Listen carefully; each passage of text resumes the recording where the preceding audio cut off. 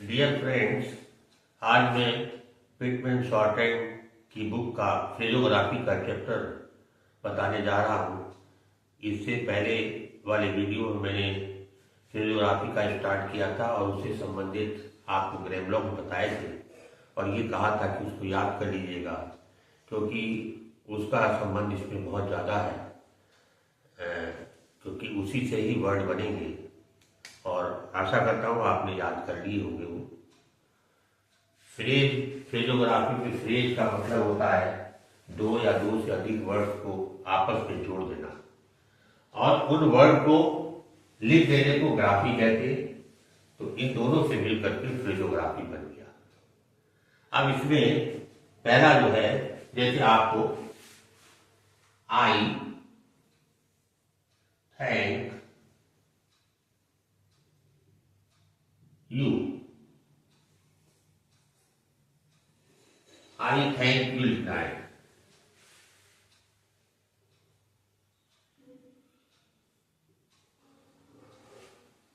I thank you, आई हमको आता है ऐसे लिखते, थैंक ऐसे लिखते और यू ऐसे लिखते। ये तो होगा तीन वर्ड। अब इनको जोड़ करके लिख दिया जाए तो क्या करेंगे, आई के साथ में थैंक जोड़ देंगे हम और इसी में यू जोड़ देंगे। ये आई थैंक यू कर दिया जाएगा। यू जोड़ सकता है और थैंक को हमने ऊपर इसलिए रखा है क्योंकि पहले स्थान पर वो है, उसका अग्रय ब्लॉक है। अगर ये हम लाइन पर लिख देंगे तो थिंक का अग्रय ब्लॉक लाइन पे होता है, तो ये आई थिंक यू पढ़ दिया जाएगा। इसलिए थैंक यू में हमने कोशिश करी है ऊपर रखा जाए और ये लाइन पर। अच्छा, जब ये आई जो है किसी इट से जोड़ा जाता है तो इसको थोड़ा सा टेढ़ा कर देते हैं जिससे कि ये सही आ जाए, ये लुक और ये लुक बिल्कुल सीध में आ जाए। इस चीज का ध्यान रखा जाता है।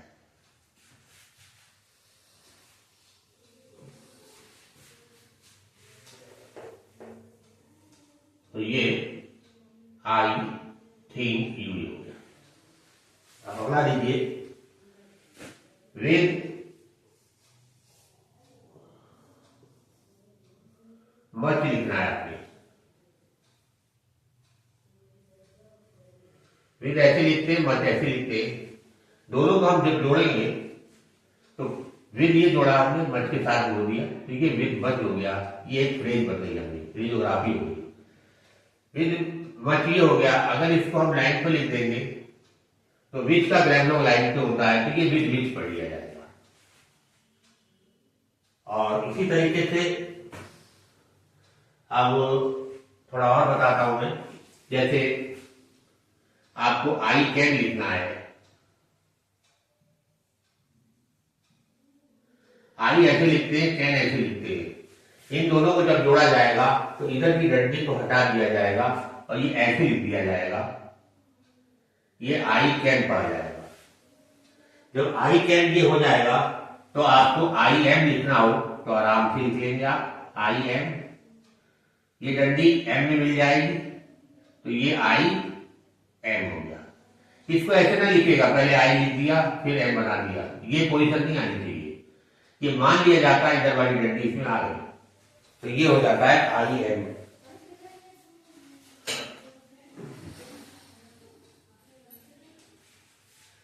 इसके बाद इसी तरीके से आई विल हो जाएगा। आई में एल जोड़ दीजिए, आई विल हो गया। ये इस तरीके से जोड़े जाते हैं। इसके बाद ही कहीं पर आए, हमने बताया था, हालांकि ही का ग्रामर है, उसमें हमने उसके बारे में जिक्र किया था। और ही अगर अकेला आए तो ऊपर से नीचे बनाया जाता है ऐसे ही। अगर ये जो है ही में लिखना हो तो क्या करेंगे, ही में लिखना हो तो ही में हम में जोड़ देंगे, में एम बना देंगे, एम में लगा देंगे तो ही में हो जाएगा। अब हमें लिखना है इफ ही में, सपोज करो लिखना है इफ ही में। इफ लाइन काट के ई के वाला ही बना दीजिए। अब जो ही बनाएंगे आप वो टिक वाला यूज करेंगे, इफ ही और मी। ये जो टिक लगाया है ये ग्रेमलॉक्स में हालांकि आता है, लेकिन यूज होता है स्पेस के बीच में, एक बी में, इस तरीके से बन जाएगा। अब आ जाए इफ ही शुड नो,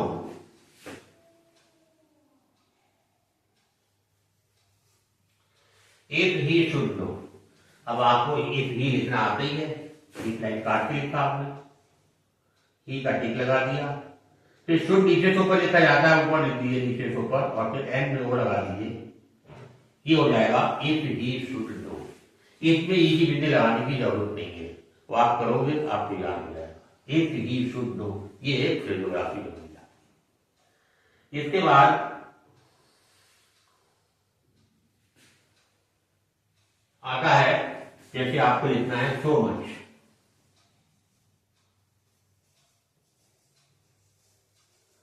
सो ऐसे होता है और मच ऐसे होता है। अब इनको जोड़ा जाए तो ये सही से जुड़ नहीं पाएंगे, सो के ऐसे मैच बनाएंगे तो बढ़ नहीं पाएगा सही से। तो इसके लिए ये बना दिया गया है कि सो लिखिए आप और फिर एम बना के के बना दीजिए, ये सो मच पड़ जाएगा।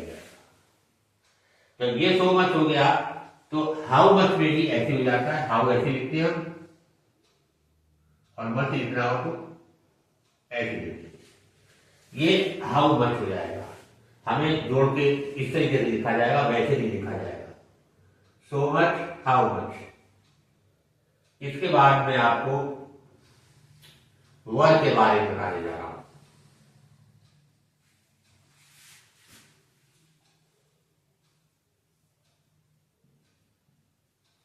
फ्रेजोग्राफी में वर्ग के लिए डब्ल्यू बड़ा बना दे, ये वर्ग पढ़ा जाता है, और ये बना दे, ये भी वर्ग पढ़ लिया जाता है। अकेले आप ऐसे नहीं लिखेंगे, फ्रेजोग्राफी में इसका यूज करेंगे।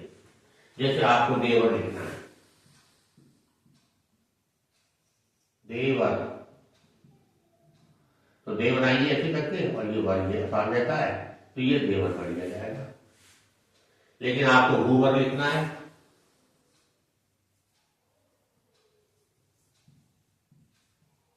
वो ऐसे लिखते ऊपर के नीचे को, तो आज यह बना दीजिए, तो ये हूवर पढ़ लिया जाएगा। तो वर्ग में ये दोनों यूज किए जाते हैं फ्रेजोग्राफी में, और सुविधा अनुसार बनाए जाते हैं। अगर हम हु के साथ में ये वाला वर्ग जोड़ दें तो वो ऐसे बन जाएगा, ऐसे करके बन जाएगा, पता भी नहीं चलेगा यहाँ पर नहीं वर्ग है, इसलिए ये नहीं बनाते हैं, ये वाला वर्ग का यूज करते हैं हम। अब आ जाए इफ देवर लिखना हो आपने, तो इफ देवर में क्या करेंगे, इफ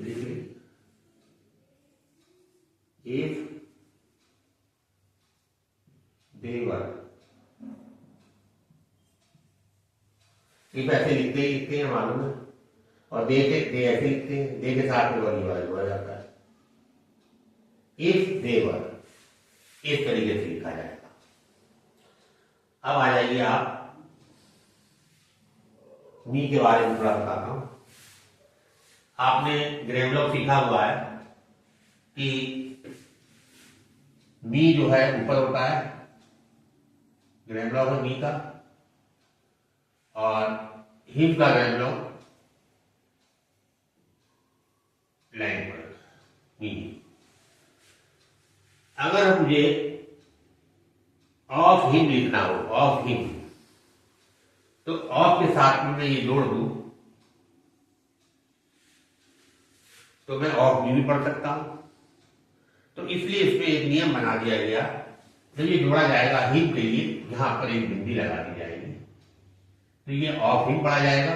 बिंदी नहीं लगाएंगे अगर तो ऑफ नहीं पढ़ा जाएगा, बिंदी लगी होगी तो ऑफ हिम, और नहीं तो ऑफ नहीं पढ़ा जाएगा। इसी तरीके से लाइन पर लिख दें, टू में जोड़ दें, ये टू हिम हो गया, और बिंदी ना लगाएं तो टू मी हो जाएगा, टू मी। अच्छा, ये हो गया आपका। नेक्स्ट है फ्रेजोग्राफी में डी का जोड़ना। ऑफ आप ऐसे लिखते हैं,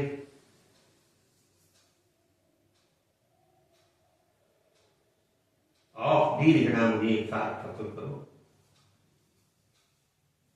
ऑफ ऐसे लिखते हैं, डी ऐसे लिखते हैं। अब दोनों को जोड़ा जाएगा तो क्या करा जाएगा, ये बिंदु का तो बीच में जैसे यूज हो रहा है वैसे करेंगे। ऑफ के साथ में जब जोड़ेंगे तो ऑफ ऐसे बन रहा है, इसकी अपोजिट ऐसे टिक लगा देंगे तो ये डी पड़ जाएगा, ऑफ डी। इसी तरीके से एंड ऐसे जा रहा है, इसके अपोजिट टिक लगा देंगे तो एंड दा हो जाएगा। बाई ऐसे लिखते हैं हम, ऐसे टिक लगा देंगे अपोजिट तो ये बाई दा हो जाएगा। इसी तरीके से इफ ऐसे लिखते हैं आप, ऐसे टिक लगा देंगे तो ये इफ दा पढ़ लिया जाएगा। हैव में लगा दीजिए, हैव ऐसे लिखते हैं, ऐसे टिक लगा दिए, ये हैव दा पढ़ लिया जाएगा। जहां पर दी ऐसे जुड़ सकता होगा वहां पर टिक लगा करके दी पढ़ लिया जाएगा। जहां नहीं जुड़ पाएगा वहां बिंदी का डॉट का ही प्रयोग किया जाएगा, इसका प्रयोग नहीं किया जाएगा। इसके बाद आपके इस चैप्टर में ही कुछ और फ्रेजेस दी हुई है पेज नंबर 28 पर। उन फ्रेजेस को इंग्लिश में भी लिखी हुई है, शॉर्टहैंड में भी लिखी हुई है। आप इंग्लिश उतारिए, कोई एक पन्ने पर 4-4 वर्ड, 4-4 फ्रेज उतारिए और उसके अपने आप शॉर्टहैंड बनाइए मिला करके।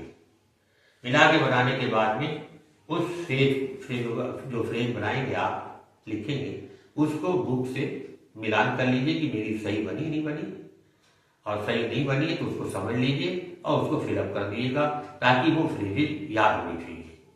क्योंकि इस लेसन के बाद जैसे आगे आप बढ़ेंगे, अब एक्सरसाइजेज में आएंगे तो इन फ्रेजेस का प्रयोग उस पर किया जाएगा। अगर आपको फ्रेजेस याद नहीं होगी, नहीं बनानी आती होगी, तो आपको पढ़ने में दिक्कत हो जाएगी। इसलिए मेरा कहना तो यही है कि आप जो है फ्रेज अगर आप जो उसमें दी हुई है फ्रेजेस, उनकी अच्छी तरीके से प्रैक्टिस कर लीजिए, और ताकि आप आगे आराम से बढ़ते चले जाएंगे। और कोई आपको दिक्कत हो तो मेरे से संपर्क करिएगा, मेरे नंबर पे, मैं आपको क्लेरिफाई कर दूंगा। आशा करता हूँ कि ये फ्रेजोग्राफी वाली वीडियो आपको पसंद आई होगी। अगर अच्छी लग रही है आपको, जैसा मैं पढ़ा रहा हूँ, तो आप लाइक करते जाइए और सब्सक्राइब करते जाइए और अपने दोस्तों को शेयर करते जाइए। धन्यवाद।